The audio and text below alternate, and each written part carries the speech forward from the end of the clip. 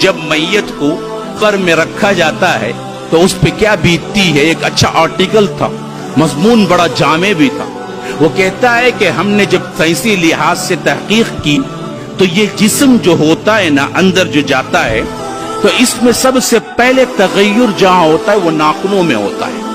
ایک دن ایک رات کے اندر ناخن جھڑنا شروع ہو جاتے ہیں, اور پھر اس کے بعد اندر سے باڈی پکنا شروع ہوتی ہے, اور 3 دن نہیں گزرتے ہیں باڈی پوری کی پوری پک کے ایک ہی جگہ ہوتی ہے جہاں پھٹنے کے لیے اس کے لیے راہ ہوتی ہے, وہ پیٹ ہوتا ہے, اور پیٹ پھٹ جاتا ہے.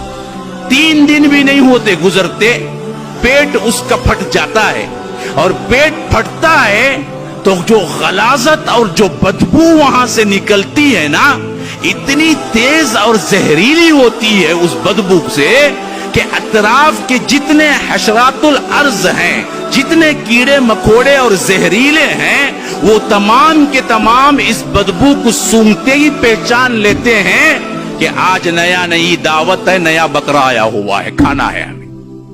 ہاں, اللہ نے وہ سینس رکھا ہے اس کے اندر. جب پیٹ پھٹتا ہے نا, وہ پیٹ پھٹنے سے جو زہریلی گیس نکلتی ہے اور وہ غلاظت نکلتی ہے, تو وہ تیز دار جو بدبو ہوتی ہے, وہ بدبو زمین کے اندر پھیلتی ہے قبر میں.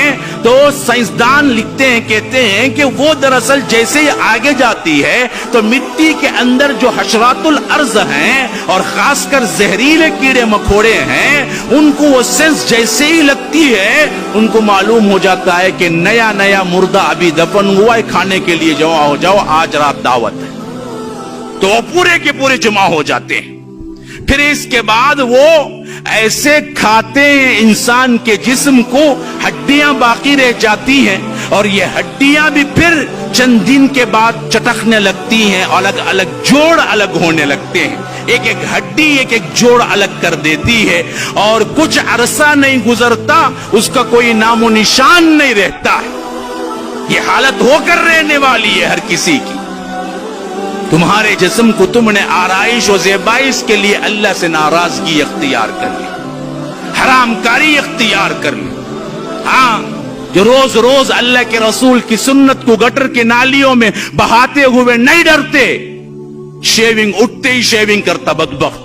اللہ کے رسول کو یہ چہرہ دیکھنا تک پسند نہیں تھا.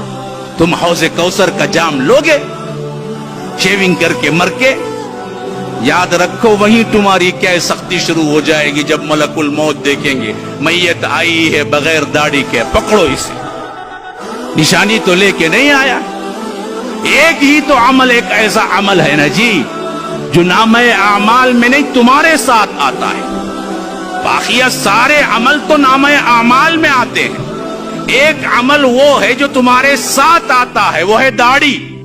داڑھی لے کے جاؤ گے تو کم از کم کیا ہے, ملائکہ جیسے دیکھیں گے پہچان لیں گے کہ یہ دراصل رسول کا امتی آیا ہے. لیکن ہم نے تو اس کا بھی لحاظ نہیں رکھا. تو یاد رکھیے, پھر یہاں سے جب سوالات کا سلسلہ شروع ہوا تو یاد رکھو جس کا سوال ہو گیا